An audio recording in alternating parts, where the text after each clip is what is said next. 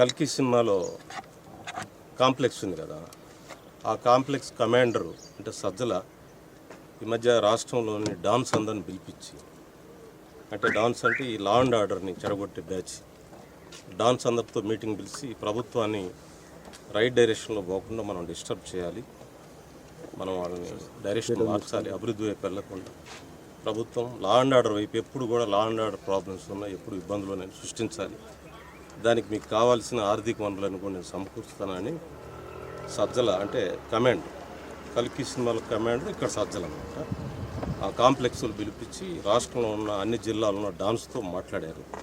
ఆ మీటింగ్లో ఉన్న వివరాలని ఆ పోలీసు వాళ్ళు విచారించి ఈ డాన్సు లేకపోతే ఈ కమాండర్ ఏం ఇన్స్ట్రక్షన్ ఇచ్చారో వాటికి విచారణ జరపాలని నేను డిమాండ్ చేస్తాను.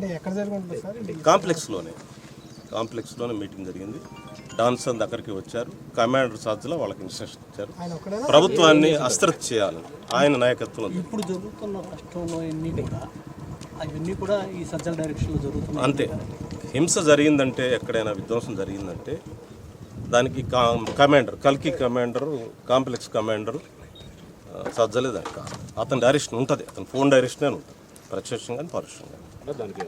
అదే వాళ్ళ డైరెక్షన్ మార్చాలి ప్రభుత్వాన్ని. డైరెక్షన్ మారిస్తే ప్రజల్లో ఏంటంటే అస్థిరత ఉంది, ప్రభుత్వం సరైన డైరెక్షన్ వెళ్ళట్లేదు, సరైన డైరెక్షన్ వెళ్తే స్థిరపడిపోద్ది కదా ప్రభుత్వం. వచ్చిన రోజు నుంచే గోల్ చేయటం, రాష్ట్రంలో ఎక్కడ రౌడీ శవం పడ్డా, ఎక్కడ రౌడీ మీద గోల్ జరిగినా ఇది మా ఖాతా అని చెప్తున్నారు. ఇంతకుముందు శవాలు పడితే మా ఖాతాలు వేసుకునేవాళ్ళు, ఇప్పుడు రౌడీలు పడితే మా ఖాతాలు వేసుకుంటున్నారు. అదేంటి, ఎక్కడో రౌడీజం కొట్టుకుంటారు, వస్తూ ఉంటారు, లేకపోతే ఏదో కొట్లాడదు, అన్నీ మా ఖాతాలు వేసుకున్నట్టు. అది ఎక్కడ పార్టీ కాదు, ఎక్కడ రాజకీయ హింస, ఎక్కడ రాజకీయ హింస కాదు, ఏమి చూసుకోవాలి. కానీ పడ్డ శవాల్లో మాదే, ఏ రౌడీ శవం పడ్డా మాదే అంటే ఎట్లా? కొత్త ప్రభుత్వానికి ఏమైనా టైం ఇవ్వాలంటారు? 6 నెలలు టైం ఇవ్వాలి, ఇప్పుడు 2 నెలలే కానీ ఇంకో 4 నెలలు టైం ఇవ్వాలి. ఇచ్చి అప్పుడు ప్రభుత్వాన్ని మీరు ఇచ్చిన హామీలు నెరవేర్చడానికి, ఎందుకంటే అస్తవ్యస్త పరిపాలన జరిగిన గతంలో, ఆ అస్తవ్యస్త పరిపాలన నుంచి కాస్త గాడిలో పెట్టుకోవడానికి ఆయన చంద్రబాబు గారికి తగిన సమయం ఇవ్వాలి, ఇచ్చి పనిచేద్దాం. దాంట్లో ప్రజా సంఘాలు, దళిత సంఘాలు, బాగా బలహీన వర్గాల సంఘాలు ఇవన్నీ కూడా ప్రశ్నిస్తారు, మేము కూడా దాంట్లో సహకరిస్తాం.